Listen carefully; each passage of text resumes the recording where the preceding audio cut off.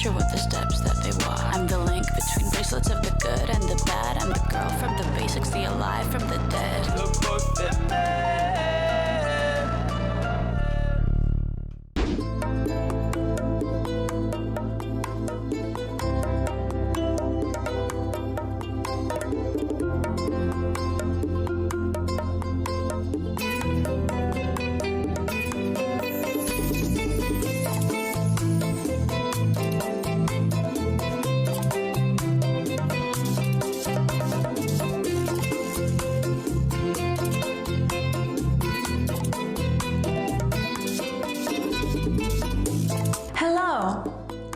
Today, the topic is Russian men.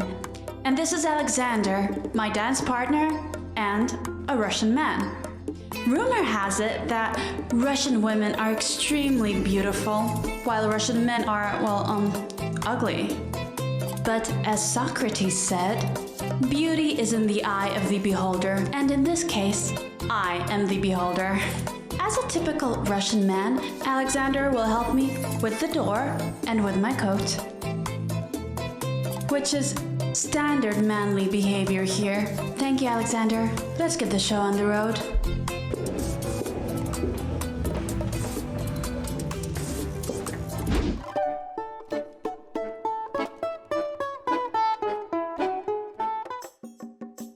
Although male appearance has never been the most important thing in Russia, there has always been an absurd global conversation about why Russian men are ugly, while Russian women are extremely beautiful. Having read many excerpts online and talked to different women, I have come to the following conclusion: there's no man like a Russian man. Please note that this is my subjective opinion based on research and personal experience. This is the man who usually doesn't show signs of weakness, a kind person, a great handyman, not a complainer, less talk, more action kind of guy.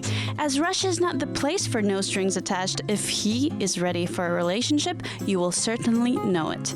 In Russia, men can fix things, carry luggage for a woman, open doors, buy flowers, give us gifts, solve our big problems, and that is eternally attractive and sexy. They do not split the bill in half. It's just not in our culture. Anyways, a Russian girl usually prefers to look at the sense of responsibility, desire to protect and provide for the family, as opposed to perfect appearance. For them, all of us Russian girls want to look pretty and feminine. Because of our long history, Russia is populated by many ethnicities. As a result of eastward and southward expansion over centuries, as well as the communist support for immigration and cultural exchange, defining specific traits of a Russian man is almost impossible. They come in all shapes and sizes: brown hair, blonde hair, eyes like the skies, strong and capable of solving everlasting problems that the country constantly delivers. That is more than just macho. As for looks, well, we have a saying that a man should be slightly more handsome than a monkey, and they do follow through.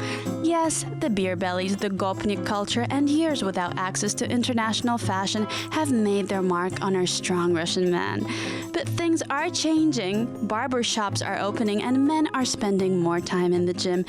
Surely, most cannot brag about taste like the elegant French, nor express emotions as passionately as Italians, but when it comes to taking care of the opposite sex and simply helping out, they are unlikely to refuse. The Russian man may sometimes be possessive.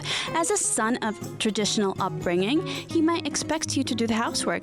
It is quite common that they're a little bit behind in communication skills and empathizing, which can sometimes be difficult. We are from a cold country after all. Our man may also show lack of patience in tolerating complaints and capricious demands, expecting female wisdom, a very Russian concept, in return for their leadership. Surprisingly, the manner of not staring into the mirror makes the Russian man extremely attractive to us, the Russian women. I personally think a strong man is way more handsome than a fashionable one. Judging by recent studies, only 8% of Russian women actually enjoy biceps. In short, the masculine beauty in in Russia can be described as the main thing is that a man should be a man, a concept a lot of foreigners do not comprehend. Back in the day, signs of femininity in a man were not encouraged. Therefore, expressing too many emotions was sometimes considered as a sign of weakness. In my point of view, this is gradually changing with the influence of globalization. Yes, this is our twisted Mother Russia where men are still extremely masculine and women are mostly quite feminine, but diversity is the one true thing we all have in common. Celebrate it every day. These are the words of Sir Winston Churchill.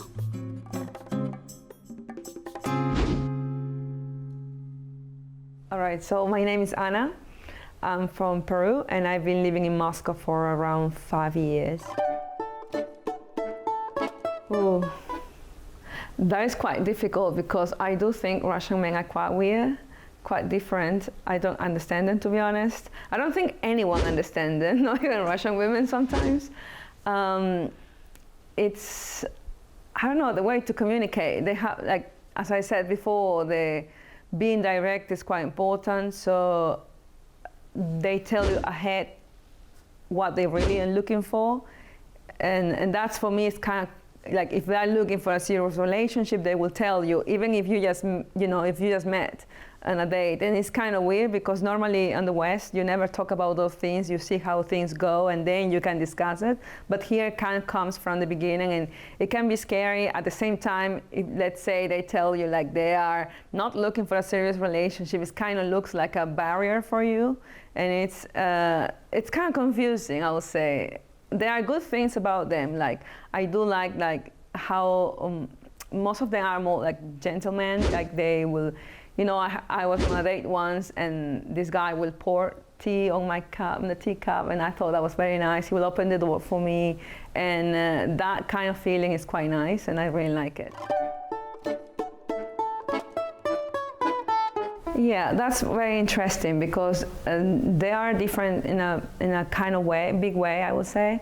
Like, as I was saying, like, they are quite gentlemanly. I would say like gentlemen, not all of them, of course, but I would say, like, depending on the age, some of them are quite polite. They will pour tea for you. You kind of got the feeling like you are being protected, and that's a very nice feeling, actually, that you feel like you can with someone. You count on someone and this person is taking care of you somehow, even if you don't need that. Another thing is when it comes to bills, and I find that very interesting because like, depends. For example, in America and Peru, normally it's kind of like the guy will pay on the first date, and then you kind of like, sometimes you can pay, sometimes he can pay. Most likely he will pay more than you. In Europe, Western Europe, it's more like 50-50, so it's kind of cool sometimes for me, coming from my background. And here it's more like 100% the man will pay for you. That can be good, but I can understand that it's like, if you are not in a serious relationship, then yeah, I get that it's a little bit unfair. So I understand why many, I would say, very young, younger Russians are not interested in serious relationship because of that. And I have asked them, actually. It's not like I'm just thinking about it. I asked, and they said because they don't want to like pay for the other person, which I totally understand. I wouldn't like to do that if I were a man, to be honest. So yeah, I think there are many differences, but the one that I like the most is the feeling of protection.